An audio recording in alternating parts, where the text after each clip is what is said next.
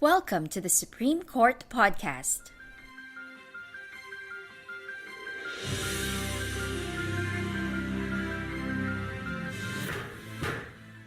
All opinions expressed in this podcast do not reflect the views of the Supreme Court. For clarity, the text of the decision prevails. For more than 4 years, an American and his Filipino partner lived as common-law husband and wife in Florida. In 2007, the Filipino partner returned to the Philippines to give birth to the couple's son, but she died a few hours after giving birth. The son was then left in the care of his collateral grandparents, or the siblings of his biological grandparents. The American father then went to the Philippines to claim custody of his son, but was barred from seeing his child, prompting him to file a case seeking absolute and permanent custody over his minor son before the regional trial court. Granting the petition, the trial court held that the American sufficiently established his right of custody and parental authority based on the case records, which included a DNA test result, parentage report, and birth certificate.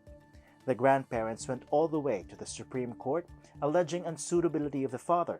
The High Court ruled that the RTC committed grave abuse of discretion in awarding custody to the American father pending resolution of the case. Instead, it remanded the case to the trial court to determine who between the maternal grandparents and the father should have custody of the child. This is the case of spouses Gaboon versus Stalk Jr. Can a father have custody over an illegitimate child or a child born outside of marriage in the absence of the mother? Hi, I'm Attorney Mike Navallo, Supreme Court Chief Communications Officer. It's the 24th of January 2025. Today, we discuss substitute parental authority in the context of the cases of GR number 234660, spouses Gaboon versus Stalk Jr., decided on June 26, 2023, penned by Associate Justice Antonio Kho Jr., and GR number 235498, Masbate versus Relucio, decided on July 30, 2018, penned by Senior Associate Justice Estela Perlas-Bernabe. And joining us today is Dean Maria Soledad Deriquito-Mawis, member of the Philippine Judicial Academy Department of Civil Law and Dean of the College of Law of Lyceum of the Philippines University. Hi, Dean Mawis. Welcome to the Supreme Court Podcast. Hello, good day. Thank you very much for inviting me to join you in today's podcast. All right. Thank you so much for accommodating us, Dean. Let's talk about this concept of parental authority. What do we mean by this? Okay, parental authority is a juridical institution whereby the parents rightfully assume control and protection over their unemancipated children to the extent required by the children's needs. Focus must be made on unemancipated children, which means children who are below the age of 18. So theoretically, when the child reaches the age of 18, the parents no longer can exercise parental authority over the said child. Now, parental authority is also, it refers to a mass of rights and obligations which the law grants to the parents for the purpose of the children's physical preservation and development, as well as the cultivation of their intellect and education of their heart and senses. So parental authority is not about power. It is a complex set of rights or sovereignty. It is a task. It is a sum of duties. It is a sacred trust for the welfare of the minor. So when we talk about parental authority, the right of custody accorded to parents springs from the exercise of parental authority. And that parental authority cannot just be what? It's an inalienable duty. It cannot be transferred by the parent. It cannot be renounced except in cases authorized by law. Indeed, it's easy to discuss parental authority if both parents are actually alive. Yes. What happens if one of them is not around? Okay. The first is, I think it would be best to discuss first what is the paternity and filiation of the child. If the child is a legitimate child, meaning the child was conceived and or born during a valid marriage, okay, so therefore the child is a legitimate child, parental authority shall be jointly exercised by the father and the mother. So in the event one of the parents died, or is absent or was declared unsuitable, the remaining parent will be the one who shall exercise parental authority. Now, if both of them are dead, unsuitable, or absent, then we will now, the provision on substitute parental authority will apply. And who will now exercise a substitute parental authority? It will be the grandparent, okay? In case there are several grandparents, the one designated by the court taking into account the same consideration, okay, mentioned in the law when will be the one who shall exercise parental authority. Now, aside from that, after the surviving grandparent, it can be the oldest brother or sister over 21 years of age unless unfit or disqualified. And the third, if one or two cannot exercise substitute parental authority, then the child's actual custodian over 21 years of age unless unfit or disqualified. Now, if the child, on the other hand, is an illegitimate child, which means the child is a non-marital child, remember, parental authority shall be exclusively exercised by the mother, even if the father has already recognized the child. Now, in the event the mother is dead, unsuitable, okay, or is absent, has been declared an absentee, based on the recent decision of the Supreme Court, then it will be the maternal grandparent and not the biological father who will exercise substitute parental authority. And Dean, I believe you're referring to the case of spouses Gabun versus Stolk Yes, thank you. Senior. In that case, the mother died here in the Philippines. Yes. But this is also where she gave birth to the child. And so the Yes. child was left in the care of the parents of the mother, Yes. the maternal grandparents. Now, the American father comes to the Philippines to claim custody over his illegitimate child. And again, when we Yes. say illegitimate, it was just because They were not they married. were not married. Yes. But there are proof, like DNA tests and Yes, that all, he's and really the even birth biological. certificate Yes. showing that he is the biological Yeah. father. In this case, does the father stand a chance to actually take custody of the child? Number one, my answer will be yes, if the grandparents are unfit, Mm. or if he is the actual custodian of the child, Mhm. or if that will be the best interest of the minor child. Mhm. Remember, all questions regarding custody, the primordial consideration will always be the welfare of the child. Mhm. So, notwithstanding the decision of the Supreme Court in the case of Gaboon, if the child's best interest, okay, will be protected and enhanced, if the father will exercise parental authority, I think there is a possibility that the court can give it to the father. But there is no evidence, I believe, that was adduced to show Mhm. how the father can be a better custodian compared, okay, Mhm. to the maternal grandparents. So we follow the priority as listed by the law. Mhm. So as we discussed earlier, the exclusive right really falls on the mother, Correct. followed by the maternal grandparents. So Correct. that's what happened here Here in in the this case of case, right? Gaboon, right? In Gabun. Right. It did not matter that there was a DNA test showing that he was really the biological father. Okay, it really doesn't matter. Mm. Even if the father recognized, okay, paternity, if the child is an illegitimate child, Mhm. notice, even if he has recognized, sole parental authority will be exercised by the mother, Mm. notwithstanding the recognition of the biological father. Mhm. Is there any situation, Dean, that you can think of that the DNA test would be relevant? The It will result? always be relevant because if the father, number one, can prove that the mother is unfit, Mhm. and there are no other persons who can exercise substitute parental authority, of course the father can be considered. Only in those cases. Well, there was another case, and this was the case decided by the Supreme Court, the case of Tonog versus Court of Appeals, Mhm. wherein the father, the illegitimate child, was given to the father.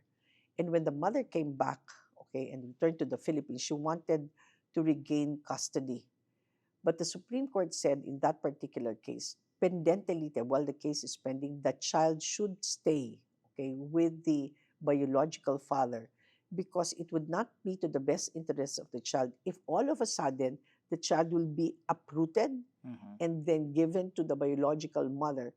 There is no connection between the child and the biological mother I see. because it was the father who really raised the child. So pendentalite, notwithstanding the fact that the child is an illegitimate child, the child's custody was given to the father. Mhm. Pendentalite. But that's not the case here. It might be relevant Yes. maybe in the second case that we're discussing, Yes. but in this case, the mother died. And so it's Yes. just the father claiming custody. Now, assuming, Dean, that the father, for example, would have a chance to have custody over the child, the allegation here of the grandparents is that he is a convicted felon. Does that automatically make him unsuitable in the eyes of the law? No. There are, based on the provision on an administrative circular, there are several factors in determining custody. In awarding custody, the court shall consider, number one, the best interest of the minor child and shall give paramount consideration to his material and moral welfare. Mhm. And the best interest of the minor refer to the totality of the circumstances and conditions as are most congenial to the survival, protection, and feelings of security of the minor, encouraging to his physical, psychological, and development. Now, what are these factors? The court may consider the following: the agreement between the parties. Number two, the desire and ability of one parent to foster an open and loving relationship between the minor and other parent. Third, the health, safety, and welfare of the minor. Fourth, any history of child or spousal abuse by the person seeking custody or who has had any filial relationship with the minor, including anyone courting the parent. Fifth, the nature and frequency of contact with both parents.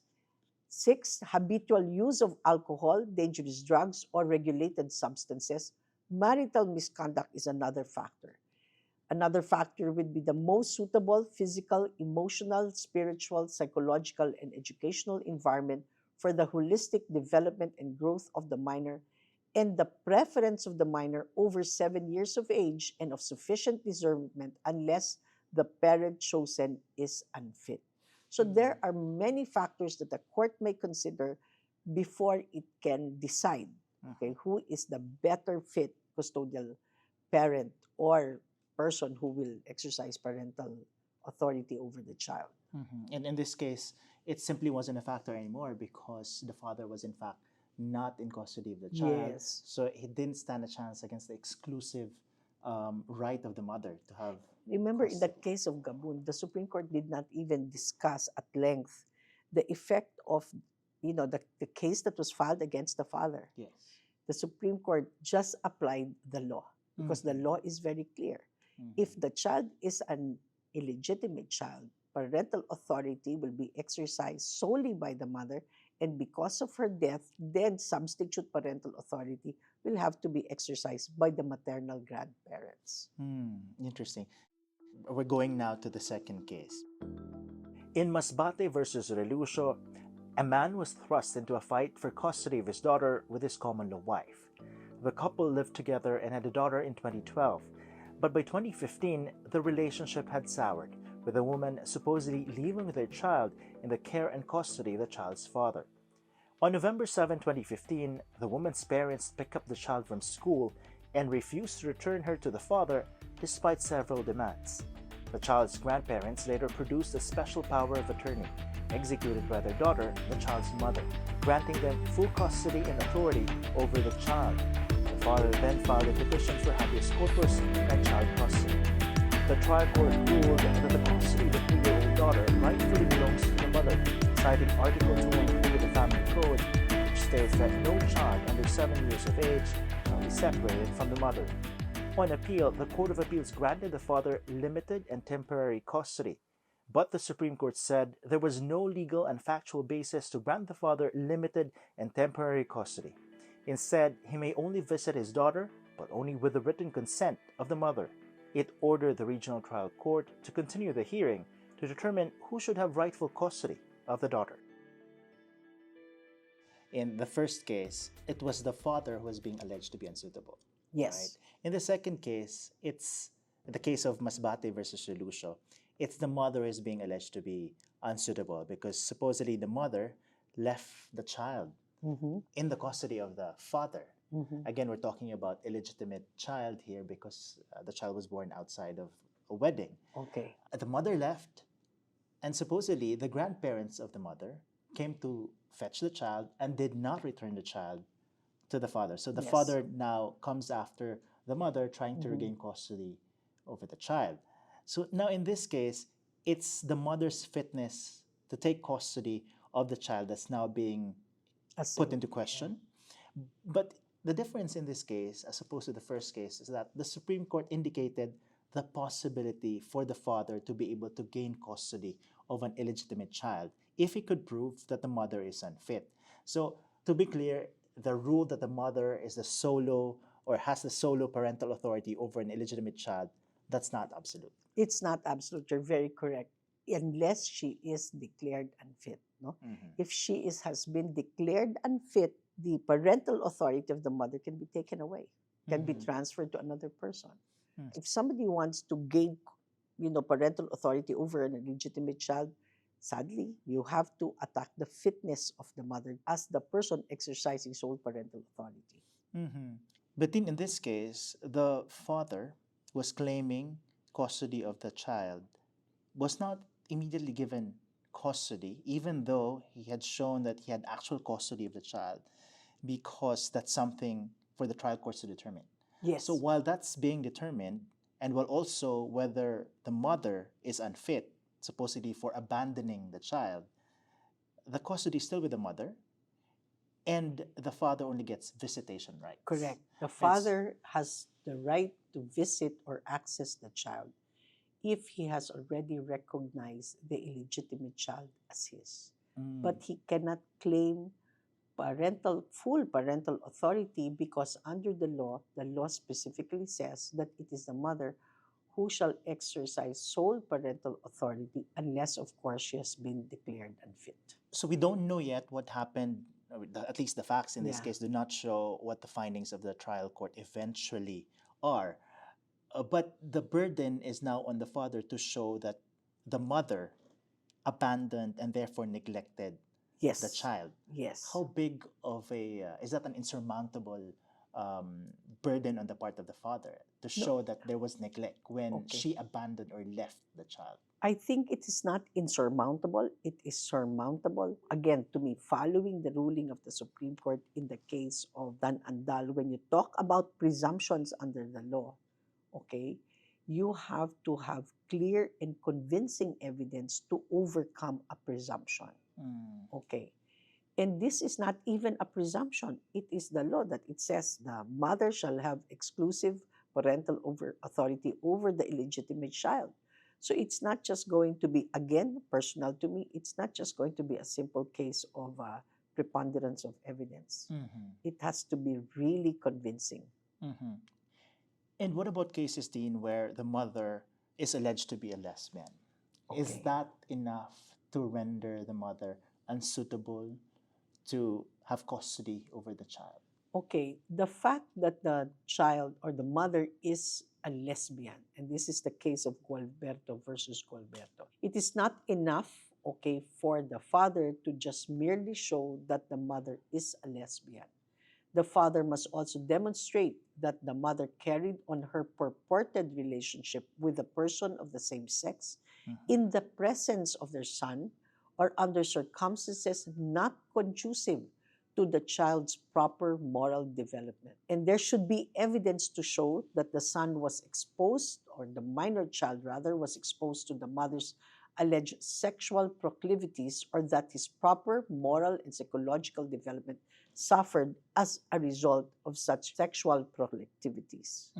So it's not enough that you allege. You really have to prove, and you have to show the effect of that relationship on the moral development of the child. So lots to unpack there, Dean, but maybe some other podcast. How do we reconcile, Dean, this ruling with Article 176 of the Family Code, which states that illegitimate children shall be under the parental authority of their mother, and Article 2 and 3, which states that no child under 7 years of age shall be separated from the mother unless the court finds compelling reasons to order otherwise. Okay. This is still consistent with that. Yes, okay. This is my personal opinion. Okay. First, what is tender age presumption rule? There is this express statutory provision that a mother is preferred in awarding custody of children under the age of 7. The caveat in Article 213 of the Family Code, however, cannot be ignored, which is except when the court finds cause to order otherwise. So the so-called tender age presumption rule under Article 213 may be overcome only by compelling evidence of the mother's unfitness. The mother has been declared unsuitable to have custody of her children in one or more of the following instances: neglect, abandonment, unemployment, immorality, habitual drunkenness, drug addiction, maltreatment of the child, insanity, or affliction with a communicable disease. Note, however, that when it comes, okay, to illegitimate children, with all due respect, I think that rule on tender age, the principle of tender age presumption rule will not apply to illegitimate children. So even if the child is below 7 years of age, of course it will be with the mom. If the child will be 8, 9, 10, the law is very clear. The person who will exercise or has sole parental authority over the said child will always be the mother, unless, of course, she has been declared unfit. Do we have an explanation for this, Dean? Why is the rule this way? Because if you're thinking about it, why are we treating illegitimate children or those born out of marriage differently from legitimate children, especially if there's proof that it's really the father, the biological father, who is claiming custody of the child? I think number one is because by express statutory provision. When it comes to legitimate children, the parents, the father and the mother, shall jointly exercise parental authority. So it's really very clear. But when it comes to illegitimate children, it is only the mother who shall have the sole authority to exercise, parental authority. So it's by express provision of law. Why? Maybe I'm just second guessing here. If you're talking about an illegitimate child, more often than not, the father is married to somebody else. And that is the reason maybe why the law took that into account. It should always be the mother. And then secondly, there are a lot of instances when the father does not even recognize the child. Right. So who will exercise joint parental authority? Yes. So it will have to be the mother. I think that's the reason why. So that's the reason why there's a different treatment. Yes. Because they're not similarly situated. Yeah, unlike in legitimate children, as long as the child is or was born during a valid marriage, the presumption is the child is always legitimate, and therefore you can expect that both of the parents should jointly exercise parental authority over a legitimate child. And then earlier, when we were talking about determining custody, you mentioned one of the parameters that the court will look at is the suitability of the child's physical, emotional, spiritual, psychological, and educational environment under the rule on custody of minors. Yes. How do we determine that? How does the court determine that? There was a case, and this is the case of Unson III versus Navarro. It's an old case. In that case, the child is a legitimate child. Okay. However, the mother was openly living with her brother-in-law. Okay, the child's uncle. Now, under that circumstance, the court deemed it in the 9-year-old child's best interest to free her from obviously unwholesome situation, not to say immoral influence that the situation in which the mother had placed herself might create in the child's moral and social outlook.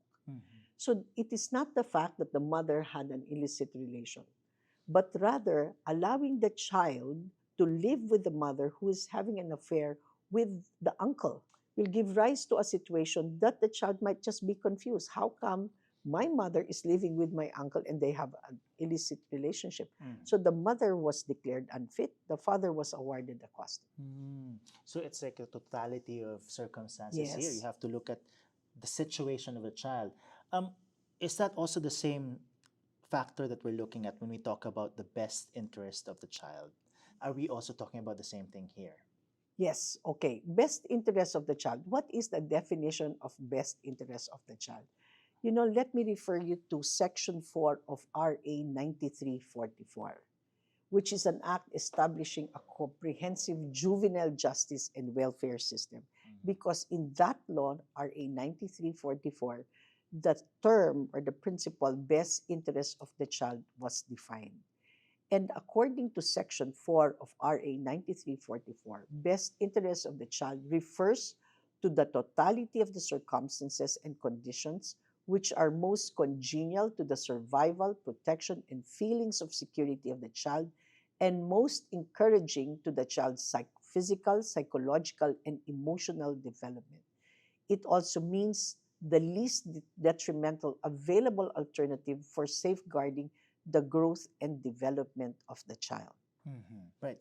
But when you talk about these cases, Dean, it's always a balancing of Yes. interest. You have the rights of the mother, and you also have the rights of the father, and the child's best interest. Yes. So, how do courts balance all of these? What's the primordial consideration? Okay, in the Philippines, the courts balance the rights of the parents with the best interests of the child by evaluating number one, the child's needs and the parent's ability to provide for them. What are the factors that may be considered by the court? The child needs, the child's physical, emotional, moral, and intellectual development. You have to look at the parental capacity, the parent's ability to provide care, guidance, and financial support. The home environment is another factor that will be considered by the court, which means, or it refers to the stability of the home environment.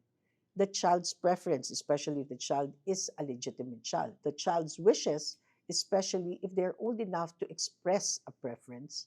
Now, of course, evidence of abuse or neglect will be very important. So, police reports or barangay certification will be considered by the court. School records. If the deterioration in the child's academic performance or behavior, will be attributable, let's say, to a parent, then of course the court will have to take that into account. And then the court will decide whether the court will give sole custody or grant joint custody when you talk about a legitimate child. So that's how the court will resolve it. There are so many factors to be considered. There is no one rule that the court can invoke. It will always be what is for the best interest of the child. So maybe, Dean, by way of summary, because we've discussed parental authority with respect to legitimate children, we've also discussed parental authority with respect to illegitimate children and substitute parental authority in case one of them or both of them are not around. What's a good summary to remember or a good guide to remember when dealing with these cases? And is the court also bound by the prioritization that's in the family code, or best interest will still be the primordial concern for the courts? When it comes to custody, it is not what the father likes. It is not what the mother wants. It is always what is the best decision for the child. To promote the child's welfare, will always be the primordial consideration when it comes to custody. And that is the reason why in custody cases, even if the court has already decided, with finality, technically the custodial decisions on custody does not attain finality, it can be changed, depending upon the circumstances. Because precisely if it's no longer suitable to enhance the growth of the child, then it can be changed anytime. All right. On that note, thank you so much for joining us today. Dean Maria Soledad Deriquito-Mawis, member of the Philippine Judicial Academy Department of Civil Law and Dean of the College of Law Lyceum of the Philippines University. Thank you very much. Thank you. Thank you, Dean. And if you wish to read the full text of the decisions we discussed today, you can go to the Supreme Court website at eLibrary and search for GR number 234660, Spouses Gaboon versus Stalk Jr., June 26, 2023, and GR number 235498, Masbate versus Relucio, July 30, 2018. Here's Steph Atendido Beltran, Supreme Court Information Officer, for this week's Roundup. At the Supreme Court this week. The Supreme Court has issued additional temporary restraining orders, or TROs, in connection with the candidacies of several national and local candidates. These TROs were issued in favor of Jonas Cortez, candidate for mayor of Mandaue City, and Noel Rosal, candidate for Albay governor, whose certificates of candidacy were cancelled by COMELEC, and senatorial candidate Francis Leo Antonio Marcos, whom COMELEC declared a nuisance candidate. The 3 TROs are on top of the 8 issued by the High Court last week, or a total of 11 TROs for the 2025 national and local elections.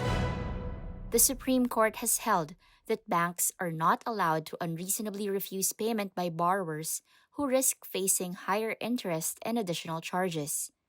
In a decision written by Associate Justice Alfredo Benjamin S. Caguiwa, the SC's 3rd Division ordered Premier Development Bank to accept the check tendered by spouses Engracio T. Castañeda and Lourdes E. Castañeda as full payment of their personal loan worth 2.6 million pesos.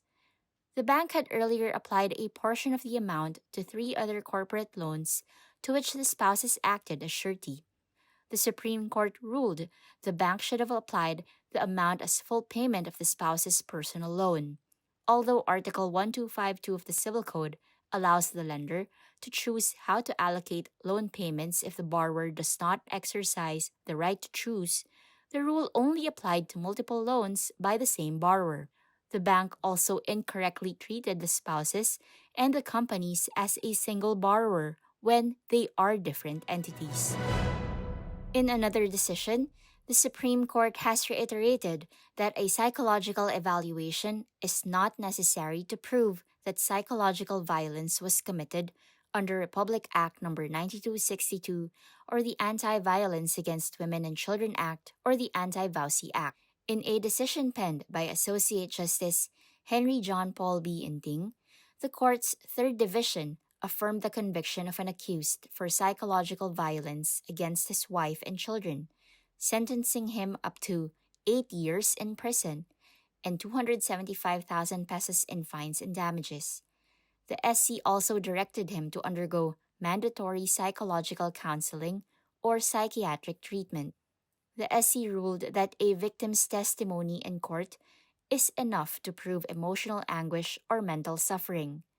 Here, the wife testified that her husband had an extramarital relationship, left her and their children, and cohabited with another woman in a house right beside their own home, in full view of their children. The accused even flaunted his affair on social media. Likewise, the Supreme Court has affirmed that recruiting children for sexual exploitation is trafficking, even without the use of threats, force, or coercion. In a decision written by Senior Associate Justice Marvic M.V.F. Leonen, the court's 2nd Division upheld the conviction of Jonah Galeseo Villarilla and Lourdes Aralar Maghirang for 8 counts of qualified trafficking in persons. They were sentenced to life imprisonment, fined 16 million pesos, and ordered to pay each of the victims 600,000 pesos in damages. The accused were arrested in 2016 by the Philippine National Police during an entrapment operation in a hotel where they accepted marked money from the undercover police officers as payment for several female minors. The accused claimed the minors consented and accepted money in exchange for sexual activities. The court clarified that under Section 3, Paragraph A of the Anti-Trafficking in Persons Act as amended, recruiting a child for sexual exploitation is enough to establish trafficking, regardless of whether threats, force, coercion, or deception were used. The accused also took advantage of the victim's youth and financial struggles to gain their consent. The Supreme Court has reiterated that the acquittal of a taxpayer in a criminal tax case will not necessarily result in removing their civil liability to pay deficiency taxes. However, because of an invalid letter of authority, the Supreme Court voided the tax assessment against E&D Parts and Supply Inc. and its treasurer, Margaret L. Uy, who had faced criminal charges for failing to file the company's income tax return and to pay income tax and value-added tax.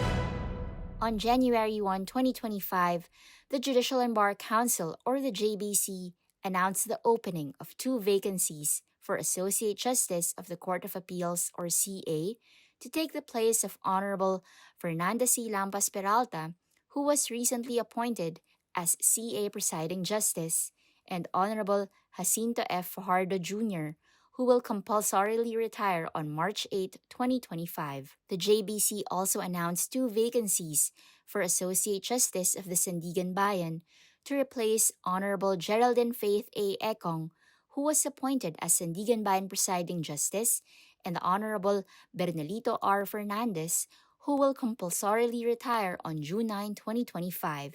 Deadline for applications is on March 10, 2025. On Friday, January 24, around 3,000 successful bar examinees of the 2024 bar examinations took their oath as full-fledged officers of the court and signed the roll of attorneys at the SMX Convention Center. A total of 3,962 out of 10,490 examinees successfully passed the 2024 bar, which was held in September last year. And that's your Supreme Court this week. I am Tiffany Beltran, Supreme Court Information Officer. And that's our podcast this week. Join us again next time for a detailed discussion of select cases decided by the Supreme Court. I'm Attorney Mike Navallo, your Supreme Court Chief Communications Officer. You can catch this podcast on the Supreme Court Public Information Office's accounts on X, Facebook, Instagram, Threads, YouTube, and Spotify. You can also catch previous episodes on our website and on Spotify. This podcast episode was produced by the Supreme Court Public Information Office with Attorney Karen Martinez, Jay Rempilio, and May Sibal as researchers, Don Ryan Balza, Brian Austria, and Victor Laranio as sound editors, and Ty Flores and Jerome Batumalake as web editors.